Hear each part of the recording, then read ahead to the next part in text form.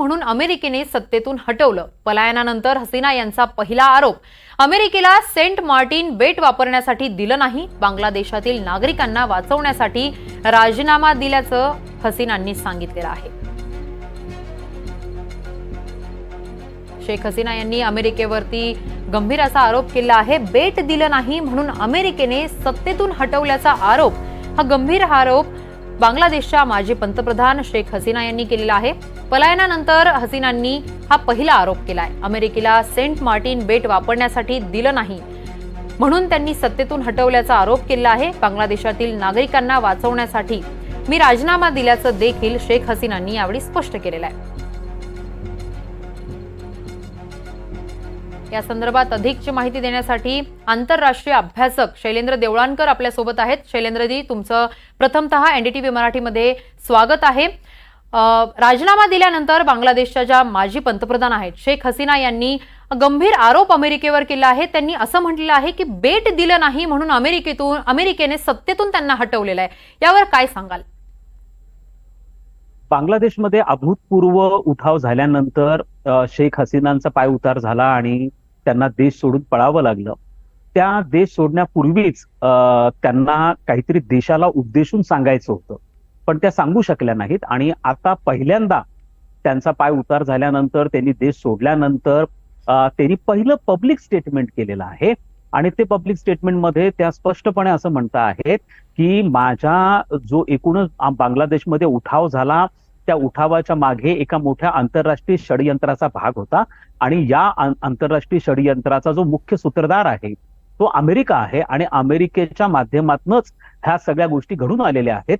आणि खरं तर या संदर्भामध्ये रशियाने केवळ 8 महिन्यांपूर्वीच अशा प्रकारचं सूतोवाच केलेलं होतं की अमेरिका पुरस्कृत अशा पद्धतीने उठाव हा बांगलादेशमध्ये होणार आहे। त्यामुळे याच्यामध्ये हा संशय होताच की केवळ बांगलादेशमध्ये एकदम 1 कोटीच्या आसपास लोक रस्त्यावरती येणं आणि 6-6 महिने अशा प्रकारचं प्रोटेस्ट हा याच्यामध्ये सातत्य राहणं, हे कोणत्याही आंतरराष्ट्रीय सहकार्याशिवाय, समर्थनाशिवाय हे शक्य नव्हतं। त्यामुळे याच्यातला छुपा कलाकार कोण आहे या संदर्भामध्ये साशंकता होती आणि आता खुद्द माजी पंतप्रधान हसीना यांनीच अशा स्वरूपाचा आरोप केलाय। आता प्रामुख्याने हे लक्षात घेणं गरजेचं आहे की जो सेंट मार्टिन बेटाच्या संदर्भामध्ये या स्वरूपाचा आरोप केला गेलेला आहे, नेमका हा काय प्रकार आहे? तर हे एक छोटंसं साधारणतः 3 स्क्वेअर किलोमीटरच्या आकाराचं एक छोटंसं बेट आहे, जे बांगलादेशच्या एक्सक्लुझिव्ह इकॉनॉमिक झोन मध्ये, त्यांचा जो समुद्रातला एक्सक्लुझिव्ह इकॉनॉमिक झोन आहे त्यामध्ये येतं। खरं तर हे वादग्रस्त बेट आहे। याच्यावरती म्यानमार हा बांगलादेशचा शेजारी देश आहे। म्यानमार आणि बांगलादेशमध्ये याच्यामध्ये वाद चाललेला आहे। 2012 मध्ये आंतरराष्ट्रीय लवादाने बांगलादेशच्या बाजूने निर्णय दिला आणि आता बांगलादेशच्या मालकीमध्ये हे सेंट मार्टिन नावाचं जे बेट आहे ते आहे। हे सेंट मार्टिनचं लोकेशन जे आहे ते सामरिक दृष्ट्या अत्यंत महत्वपूर्ण आहे। खरं तर हे जे बेट आहे हे मलाक्का स्ट्रेट जी आहे त्याच्याशी अगदी जवळचा अशा स्वरूपाचा आहे। आता हे मलाक्का स्ट्रेट काय आहे? तर मलाक्का स्ट्रेट म्हणजे ज्या ठिकाणवरनं जगातली 40% समुद्र मार्गाने होणारी जी वाहतूक आहे, माल वाहतूक आहे, ती त्या माध्यमातून होती। चीनचा एकूणच जो साधारणतः 65% व्यापार जो आहे हा मलाक्का स्ट्रेट मधनं होतो। त्यामुळे मलाक्का स्ट्रेट हे एक अत्यंत महत्वपूर्ण अशा प्रकारची समुद्रधुनी, ज्याला आपण मराठीमध्ये म्हणतो, त्याच्याशी जवळ असलेलं हे बेट आहे। त्यामुळे या बेटावरती जर लष्करी तळ उभारला गेला किंवा आपला प्रभाव निर्माण झाला तर एकाच वेळेला म्यानमार, बांगलादेश आणि भारत या तिघांवरती पण नियंत्रण ठेवणं, बे ऑफ बेंगॉल, हिंदी महासागर आणि आशिया प्रशांत या सगळ्यांवरती नियंत्रण ठेवणं हे सोपं असतं। आणि म्हणून अमेरिकेचा या बेटावरती डोळा आहे आणि त्यामध्ये प्रामुख्याने शेख हसीनांचा या सगळ्या गोष्टींसाठी विरोध होता। खरं तर चीनचा पण या बेटावरती डोळा आहे आणि त्यामुळे चीन पण याच्यावरती प्रभाव निर्माण करण्याचा प्रयत्न करतो आहे। म्हणून अमेरिकेकडनं 2 पद्धतीचे प्रस्ताव दिले गेलेले होते। त्यातला पहिला प्रस्ताव असा होता की बांगलादेशने क्वाड नावाची जी संघटना आहे, ज्यामध्ये अमेरिका, जपान, ऑस्ट्रेलिया आणि भारत हे 4 देश सदस्य आहेत आणि जरी त्याचा दुसरा उद्देश म्हणजे समुद्र मार्गांचं रक्षण करणं हा असला तरी खरं तर चीनच्या हस्तक्षेपाला विरोध करणं हा त्याचा प्रमुख उद्देश आहे। आणि त्यामुळे क्वाडमध्ये बांगलादेशने सहभागी व्हावं अशा प्रकारचा प्रस्ताव दिला गेला होता। शेख हसीनांचा त्याला विरोध होता। त्यामुळे शेख हसीनांना तिथनं हटवणं हे अमेरिकेसाठी महत्वाचं होतं.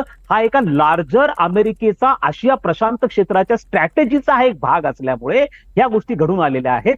आणि आता जे मोहम्मद युनूस तिथं आलेले आहेत, हे मोहम्मद युनूसला कदाचित ह्या पुढचा जो ट्रान्झिशन पिरियड आहे, ज्याच्यात त्यांच्याकडे सार्वत्रिक निवडणुका या पुढच्या 4-6 महिन्यांमध्ये घेतल्या जातील, तर जे केअरटेकर गव्हर्नमेंट आहे, काळजीवाहू सरकार आहे, या काळामध्ये बांगलादेश क्वाड कदाचित जॉईन करू शकतो. आणि जर बांगलादेशनी क्वाड जॉईन केलं तर स्वाभाविकपणे हा जो सेंट मार्टिन आहे याच्यावरती अमेरिका आणि क्वाड देशांचा प्रभाव हा वाढण्याची शक्यता आहे, आणि तो चीन त्याला आपल्याकडे घेणार नाही. त्यामुळे एका लार्जर षडयंत्राचा हा भाग असण्याची शक्यता ही अजिबात नाकारता येत नाही. अगदीच शैलेंद्रजी, शेख हसीनांच्या या वक्तव्यामुळे जमाते इस्लामी आणि मोहम्मद युनूस यांची अडचण झाली आहे असं वाटतंय का?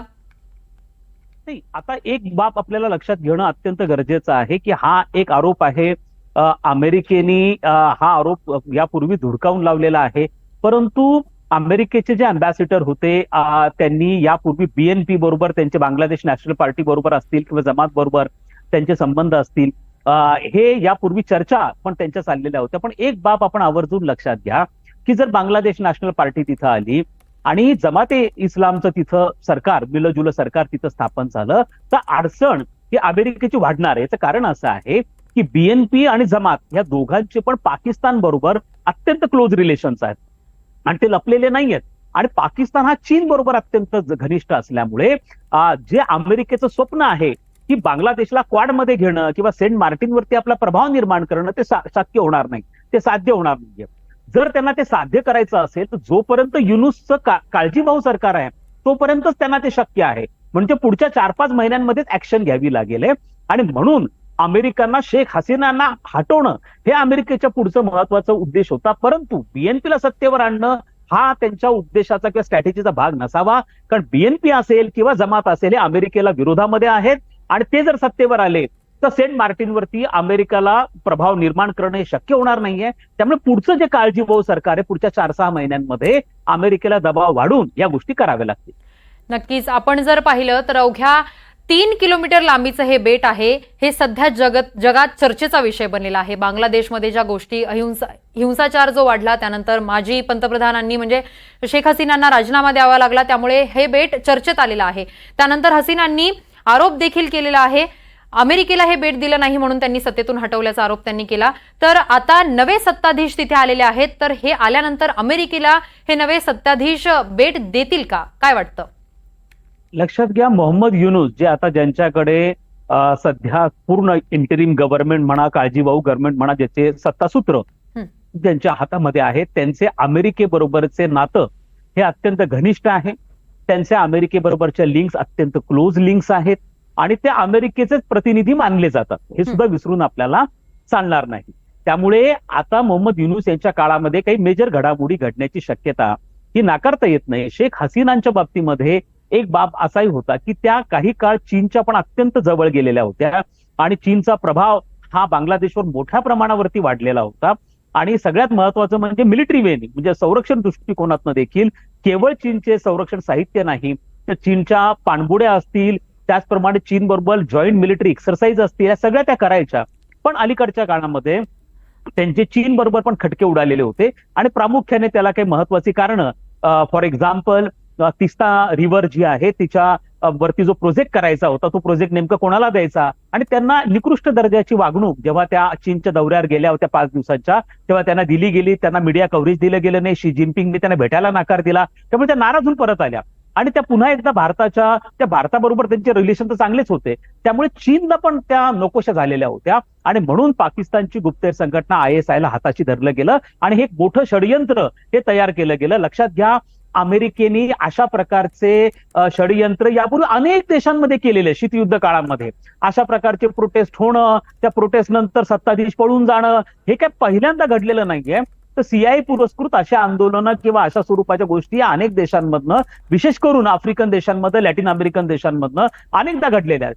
पण दुर्दैवाची बाब ही आहे की हे करत असताना अमेरिकेने भारताचा विचार नाही केलेला आहे की आज जर BNP तिथं आलं, जमात तिथं आलं तर भारताला किती त्रास होऊ शकतो, याचा विचार मात्र अमेरिका हा भारताचा मित्र असूनही त्यांनी केलेला नाही. हे मला दुर्दैवाचं वाटतं. अगदीच आपण जर पाहिलं तर सेंट मार्टिन बेटावर जगातील कोणत्याही सागरी मार्गाने सहज जाता येतं आणि या बेटावरून बंगालचा उपसागर आणि आजूबाजूच्या संपूर्ण सागरी भागावर सहज नजर ठेवता येते. अमेरिकेला ताकदवर देशावर प्रभुत्व मिळवून नेमकं काय साध्य करायचंय? ही सगळ्यात महत्वाची गोष्ट लक्षात घ्या की आता जे सत्तेचं पेंडुलम आहे किंवा सत्तेचं जे दोलक आहे ते आता युरोपमध्ये राहिलेलं नाहीये. आता युरोप जो आहे तो काही, कारण पहिले 20व्या शतकामध्ये युरोपमध्ये 2 महायुद्ध घडली, त्यामुळे सत्तेच्या राजकारणाचं केंद्र युरोप होता. आता व्यापारी हितसंबंध, आर्थिक हितसंबंध हे अत्यंत महत्वपूर्ण बनलेले असल्यामुळे आता प्रामुख्याने आपण असं बघतो की 21व्या शतकामध्ये आशिया खंड आणि विशेष करून आशिया प्रशांत क्षेत्र हे व्यापाराचं अत्यंत महत्वाचं केंद्र बनलेलं आहे.